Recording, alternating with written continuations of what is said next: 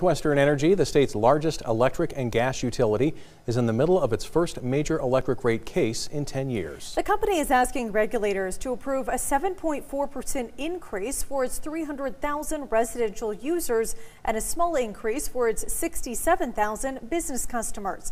But the rate case isn't without controversy. As MTN's Mike Dennison reports in the first of a two-part series on the rate case, the cost and future of NorthWestern's share of the Colstrip 4 power plant has become a flashpoint. Last month, environmental groups and other parties in the rate case submitted written testimony on the coal-fired power plants in Colstrip.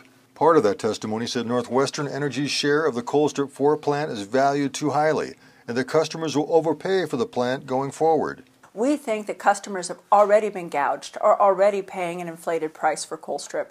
We don't want that to continue. We don't want it to get worse than it already is. NorthWestern not only disagrees, but also has asked the Public Service Commission to strike all testimony in the case about the future value of Colstrip or its closure plans.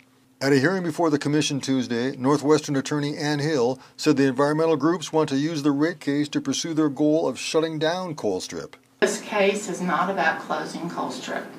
This case is about the investments we've made and the expenses we incur because Colstrip is still operating.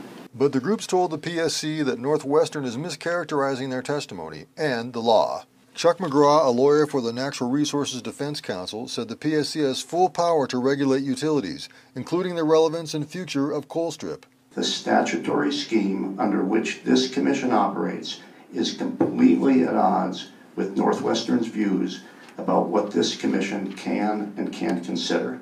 The groups say if Colstrip remains in rates at an overvalued price, it also would discourage development of other, cheaper sources of power.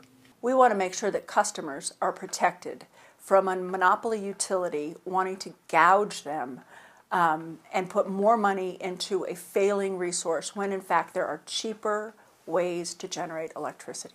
The PSC will decide soon whether to allow this testimony on Colstrip, which could be a key part of the case, or not. It will also consider testimony from a dozen other witnesses, including industrial customers and consumer advocates. Reporting from Helena, Mike Dennison, MTN News. Tomorrow, Mike looks at a big change that NorthWestern is proposing for rates that affect installers and future users of rooftop solar power systems.